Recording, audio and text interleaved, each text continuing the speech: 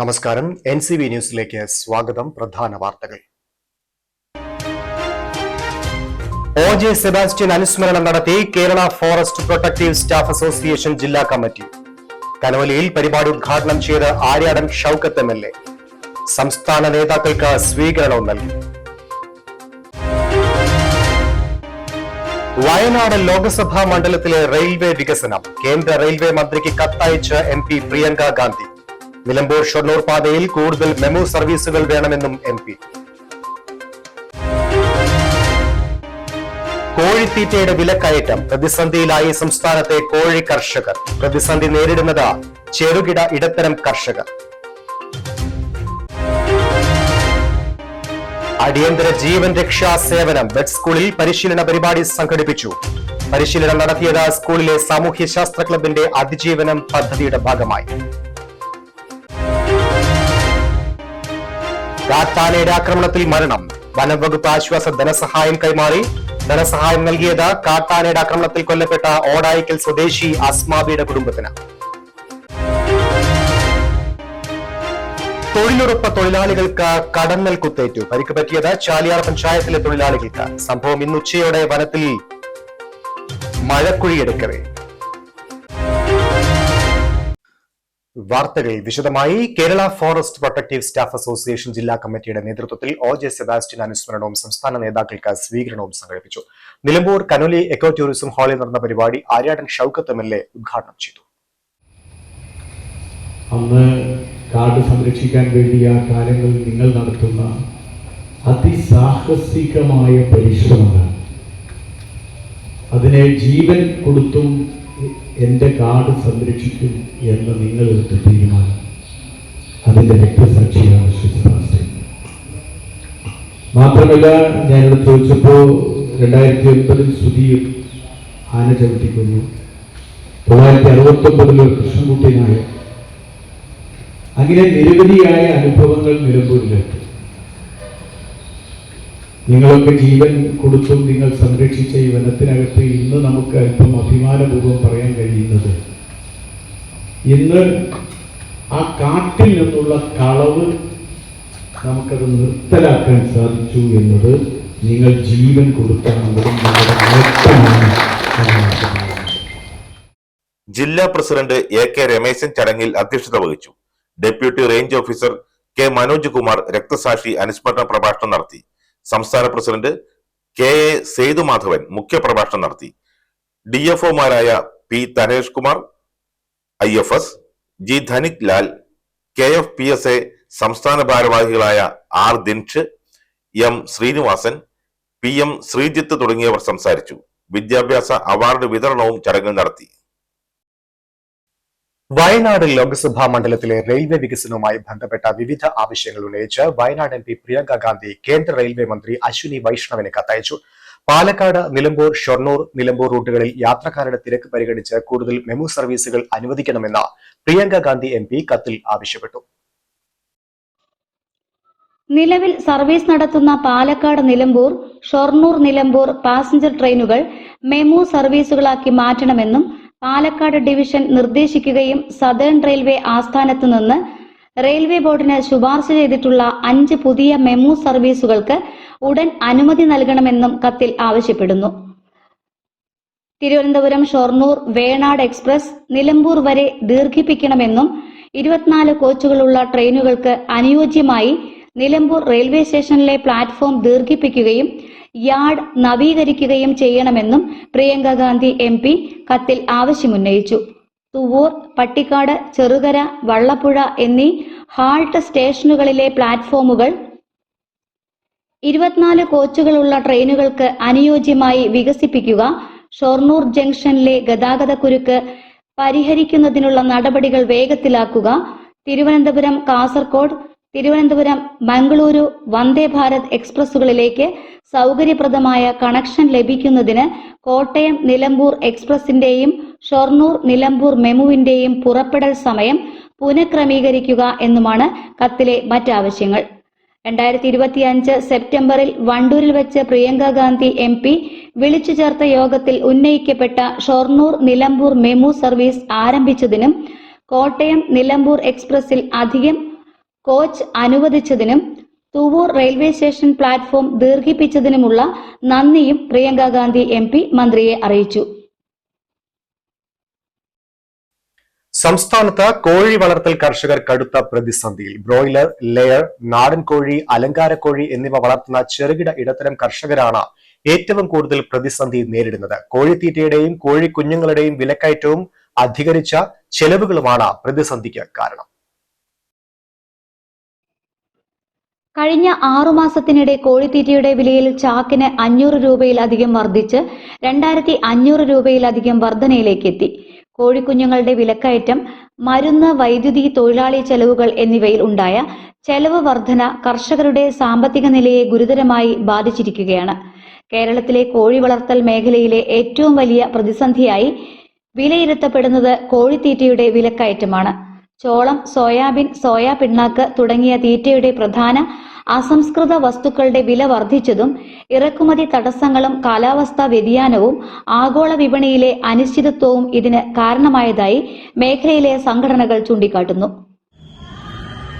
Indication വ്യവസ്ഥയിൽ കോഴി വളർത്തുന്ന കർഷകരെ സംബന്ധിച്ചിടത്തോളം ഇപ്പോൾ കിട്ടുന്ന വളർത്തുകൂലി അപര്യാപ്തമായി വരികയാണ്. ചകിരിച്ചോറിന്റെ വില വർദ്ധിപ്പിച്ചതും അനുബന്ധ സാധനങ്ങളുടെ വില വർദ്ധിച്ചതുമായി ബന്ധപ്പെട്ട് ചെലവുകൾ വർദ്ധിച്ചിരിക്കുകയാണ്. അതുപോലെ തന്നെയാണ് സ്വന്തമായി വളർത്തുന്ന കോഴിക്കുഞ്ഞിനെ വാങ്ങി വലുതാക്കി വിൽപ്പന നടത്തുന്ന സ്വന്തമായി വളർത്തുന്ന ആളുകളെ സംബന്ധിച്ചിടത്തോളം കോഴിത്തീറ്റയിലുണ്ടായ ഈ ഒരു വലിയ വില വർധനവ് ഒരു 2 മാസത്തിനിടയ്ക്ക് 500 രൂപയോളം കൂടിക്കൊണ്ട് വലിയ തോതിലുള്ള വില വർധന വന്നിരിക്കുകയാണ്. കോഴിക്കുഞ്ഞിൻ്റെ വില വർദ്ധിച്ചു. അതുകൊണ്ട് തന്നെ ഉൽപ്പാദന ചെലവ് പോലും കിട്ടാത്ത ഒരു സാഹചര്യമാണ് ഇപ്പോഴുള്ള ചെറുകിട കർഷകരെ സംബന്ധിച്ചിടത്തോളം. ഗവൺമെന്റ് വൺ ടൈം ടാക്സ് പോലെയുള്ള, അതുപോലെ തന്നെ പഞ്ചായത്തിൻ്റെ ടാക്സും ലൈസൻസിൻ്റെയും അതുപോലെ പൊല്യൂഷൻ കൺട്രോൾ ബോർഡിൻ്റെയും ഒക്കെ ഫീസുകൾ വർദ്ധിപ്പിച്ചതും തന്നെ ഈ കാർഷിക മേഖലയ്ക്ക് വലിയ പ്രതിസന്ധി നേരിട്ടിരിക്കുകയാണ്. അടിയന്തരമായി ഗവൺമെന്റ് ഇടപെട്ടുകൊണ്ട് കോഴി വളർത്തൽ മേഖലയെ കാർഷിക വൃത്തിയിൽ ഉൾപ്പെടുത്തിക്കൊണ്ട് മറ്റു ടാക്സുകളൊക്കെ ഇല്ലാതാക്കിക്കൊണ്ട് കർഷകർക്ക് വേണ്ട സഹായങ്ങൾ കൃത്യമായിട്ട് നൽകണം എന്നുള്ളതാണ് ഒന്നാമതായിട്ട് ആവശ്യപ്പെടുന്നത്. പല ചെറുകിട ഫാമുകളും പുതിയ കോഴിക്കുഞ്ഞുങ്ങളെ ഇറക്കുന്നത് കുറയ്ക്കുകയോ താൽക്കാലികമായി ഫാം അടയ്ക്കുകയോ ചെയ്തിട്ടുണ്ട്. ഉയർന്ന വിലയ്ക്ക് വാങ്ങുന്ന കുഞ്ഞുങ്ങളെ വളർത്തിയ ശേഷം വിപണിയിൽ ചെലവിന് അനുസരിച്ചുള്ള വില ലഭിക്കാത്ത അവസ്ഥ കർഷകരെ വൻ നഷ്ടത്തിലാക്കുന്നു.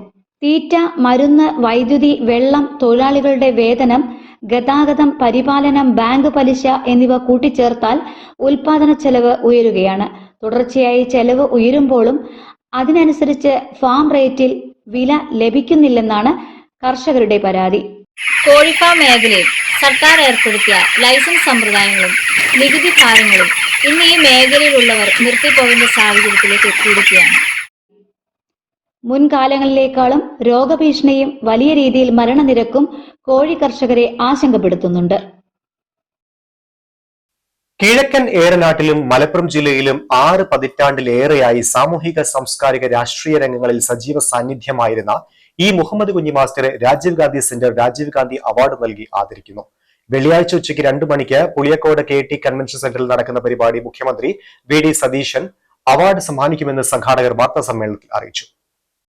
മലപ്പുറം ജില്ലയിലെ സീനിയർ കോൺഗ്രസ് നേതാവായിട്ടുള്ള ശ്രീ E മുഹമ്മദ് കുഞ്ഞിയുടെ 60 വർഷക്കാലത്തെ അദ്ദേഹത്തിൻ്റെ പാർട്ടിക്ക് വേണ്ടിയിട്ടുള്ള, അതോടൊപ്പം തന്നെ മൂല്യങ്ങൾക്ക് വേണ്ടിയിട്ടുള്ള അഹോരാത്രമായ പ്രവർത്തനങ്ങളെ പരിഗണിച്ചുകൊണ്ട് അദ്ദേഹത്തിന് 2026 രാജീവ് ഗാന്ധി അവാർഡ് നൽകാൻ രാജീവ് ഗാന്ധി സെന്റർ മലപ്പുറം തീരുമാനിച്ചിരിക്കുകയാണ്. അത് മുഹമ്മൂഞ്ഞിയുടെ ജന്മനാടായ പോരൂർ പഞ്ചായത്തിലെ വെച്ചുകൊണ്ട് നടത്താനാണ് തീരുമാനിച്ചിട്ടുള്ളത്. ആദരണീയനായ കേരള മുഖ്യമന്ത്രി VD സതീശൻ ആണ് ഈ അവാർഡ് നൽകുന്നത്. വണ്ടൂരിലെ MLAയും സംസ്ഥാനത്തെ റവന്യൂ മന്ത്രിയുമായിട്ടുള്ള ശ്രീ AP അനിൽകുമാറിൻ്റെ അധ്യക്ഷതയിൽ കേരളത്തിലെ പ്രമുഖനായ ഏറ്റവും പ്രശസ്തരായ രാഷ്ട്രീയ നേതാവ്, വ്യവസായ മന്ത്രി PK കുഞ്ഞാലിക്കുട്ടി സാഹിബ് മുഖ്യ അതിഥിയായിക്കൊണ്ടും മോമുനി മാസ്റ്ററുടെ കഴിഞ്ഞകാല പ്രവർത്തനങ്ങളെക്കുറിച്ച് കേരളത്തിലെ നേതാക്കന്മാരുടെ അഭിപ്രായങ്ങളും കാര്യങ്ങളും ഉൾക്കൊള്ളുന്ന ഒരു മഹത്തായ സുവനീറിൻ്റെ പ്രകാശന കർമ്മവും അദ്ദേഹം നിർവഹിക്കുകയാണ്. ജില്ലാ കൗൺസിൽ അംഗം, ജില്ലാ panchayat standing committee chairman, Poroor panchayat president, ജില്ലാ Congress committee president, KPCC general secretary തുടങ്ങി നിരവധി സുപ്രധാന പദവികൾ മുഹമ്മദ് കുഞ്ഞി മാസ്റ്റർ വഹിച്ചിട്ടുണ്ട്. നിലവിൽ അദ്ദേഹം AICC അംഗമായി പ്രവർത്തിച്ചു വരികയാണ്. മോമുഞ്ഞി മാഷ് എന്ന് പറയുന്നത് ഇവിടെ രാഷ്ട്രീയത്തിനൊക്കെ അപ്പുറം ഇവിടുത്തെ സാമൂഹ്യ, രാഷ്ട്രീയ, സാംസ്കാരിക മേഖലകളിൽ നിറഞ്ഞു നിന്ന വ്യക്തിത്വമാണ്. അപ്പോൾ അദ്ദേഹത്തിൻ്റെ കയ്യൊപ്പ് പതിഞ്ഞ ഒട്ടേറെ സ്ഥാപനങ്ങൾ നമുക്ക് ഇപ്പോൾ ചെറുകോട് സ്കൂളിന് സ്ഥലം ഉൾപ്പെടെ അദ്ദേഹം അവിടെ മനയിൽ നിന്ന് നേടിയെടുക്കാനും അതോടൊപ്പം PHC ആയാലും ഏത് സ്ഥാപനങ്ങളുടെ തുടക്കത്തിലും മോമുഞ്ഞി മാഷുടെ ഒരു കയ്യൊപ്പ് അതിലുണ്ട്. അതോടൊപ്പം തന്നെ അവിടുത്തെ 2 വലിയ സഹകരണ സ്ഥാപനങ്ങളായി ഇപ്പോൾ വളർന്ന പോരൂർ വനിതാ സഹകരണ സംഘം, റൂറൽ ബാങ്ക്, അതോടൊപ്പം നമ്മുടെ അംബേദ്കർ കോളേജ് ഉൾപ്പെടെ. അംബേദ്കർ കോളേജൊക്കെ അദ്ദേഹത്തിൻ്റെ ശ്രമഫലമായിട്ട് അന്നത്തെ ഉമ്മൻചാണ്ടി മുഖ്യമന്ത്രിയായിരുന്ന ഉമ്മൻചാണ്ടി സാറ് അദ്ദേഹത്തിൻ്റെ ഒരു താല്പര്യപ്രകാരം കൂടി അനുവദിച്ച ഒരു കോളേജാണ്. 25,000 രൂപയും പ്രശസ്തി പത്രവും അടങ്ങുന്നതാണ് അവാർഡ്. അവാർഡ് ദാന ചടങ്ങിൽ മന്ത്രി AP അനിൽകുമാർ അധ്യക്ഷത വഹിക്കും. വ്യവസായ വകുപ്പ് മന്ത്രി PK കുഞ്ഞാലിക്കുട്ടി സുവനീർ പ്രകാശനം ചെയ്യും. MLA മാരായ advocate VS Joy, Aryadan Shoukath, KP Noushad, മുൻ MLA KNA ഖാദർ, പാലക്കാട് മുൻ DCC പ്രസിഡന്റ് CV ബാലചന്ദ്രൻ, മുൻ MP C ഹരിദാസ് തുടങ്ങിയവർ പങ്കെടുക്കും. Rajiv Gandhi centre president V Madhusoodanan, Porur മണ്ഡലം Congress president P Unnikrishnan, working president Sammath Mankada, general secretary PC Velayudhankutty, treasurer Shaji Kattuppara, director Sathyan Pookkottur, block Congress secretary V Sivasankaran എന്നിവർ വാർത്താ സമ്മേളനത്തിൽ പങ്കെടുത്തു. നിലമ്പൂർ ബഡ് സ്കൂളിൽ ഹസ്തം എന്ന പേരിൽ പ്രഥമ ശുശ്രൂഷയും അടിയന്തര പരിചരണവുമായി ബന്ധപ്പെട്ട് പരിശീലന പരിപാടി സംഘടിപ്പിച്ചു. ദുരന്ത സാഹചര്യങ്ങളിൽ ഇടപെടാനും ജീവൻ രക്ഷാ നടപടികൾ നിർവഹിക്കുവാനുമുള്ള പ്രായോഗിക പരിശീലനം വിദ്യാർത്ഥികൾക്ക് നൽകുക എന്ന ലക്ഷ്യത്തോടെ സ്കൂളിലെ സാമൂഹ്യശാസ്ത്ര ക്ലബിന്റെ അതിജീവനം പദ്ധതിയുടെ ഭാഗമായാണ് പരിപാടി നടത്തിയത്. നിലമ്പൂർ ഫയർ ആൻഡ് റെസ്ക്യൂ സ്റ്റേഷനിലെ പ്രശാന്ത് പരിശീലനത്തിന് നേതൃത്വം നൽകി. ഫയർ ആൻഡ് റെസ്ക്യൂ സേനാംഗങ്ങളായ മഹേഷ്, വിനോദ് ജോസഫ്, സ്കൂൾ അധ്യാപകൻ അബ്ദുൾ റഹീം എന്നിവർ പരിശീലനത്തിന് പിന്തുണ നൽകി. School head mistress NC Suhara Beevi അധ്യക്ഷത വഹിച്ചു. Bud school CEO VK Abdul Khader ഉദ്ഘാടന കർമ്മം നിർവഹിച്ചു. PTA പ്രസിഡന്റ് അനേഷ് വർഗീസ് സംസാരിച്ചു. സാമൂഹ്യശാസ്ത്ര club convener CP Sainul Abideen സ്വാഗതവും സ്റ്റാഫ് സെക്രട്ടറി AK സെറീന നന്ദിയും പറഞ്ഞു. അപകട സാഹചര്യങ്ങളിൽ നൽകേണ്ട പ്രഥമ ശുശ്രൂഷ, ശ്വാസതടസ്സം, പൊള്ളൽ, രക്തസ്രാവം, ബോധക്ഷയം തുടങ്ങി അടിയന്തരാവസ്ഥകളിൽ സ്വീകരിക്കേണ്ട ജീവൻ രക്ഷാ നടപടികൾ പരിശീലനത്തിന്റെ ഭാഗമായി പ്രദർശിപ്പിച്ചു. കേൾവി പരിമിതിയുള്ള വിദ്യാർത്ഥികളുടെ ആശയവിനിമയ രീതികളും പഠന ആവശ്യങ്ങളും പരിഗണിച്ച് ആംഗ്യഭാഷയും ദൃശ്യാവിഷ്കാരങ്ങളും പ്രായോഗിക പ്രവർത്തനങ്ങളും സംയോജിപ്പിച്ചായിരുന്നു പരിശീലനം. കാട്ടാനയുടെ ആക്രമണത്തിൽ മരണപ്പെട്ട ഓടായിക്കൽ സ്വദേശി അസ്മാബിയുടെ കുടുംബത്തിന് വനം വകുപ്പിന്റെ ആശ്വാസ ധനസഹായം കൈമാറി. എടക്കോട് ഫോറസ്റ്റ് സ്റ്റേഷനിൽ 30 വർഷത്തോളം ദിവസവേതനം ആച്ചറായിരുന്ന കുഞ്ഞാലൻകുട്ടിയുടെ ഭാര്യയാണ് മരണപ്പെട്ട അസ്മാബി. 5 വർഷമായി സാങ്കേതിക കാരണങ്ങളാൽ തടസ്സപ്പെട്ടിരുന്ന ആശ്വാസ ധനസഹായം എടക്കോട് ഫോറസ്റ്റ് സ്റ്റേഷൻ സ്റ്റാഫിന്റെ നിരന്തര അഭ്യർത്ഥനയെ തുടർന്ന് eastern circle CCF, north divisional forest officer, north division ACF എന്നിവർ പ്രത്യേക താൽപര്യമെടുത്താണ് ധനസഹായം ലഭ്യമാക്കിയത്.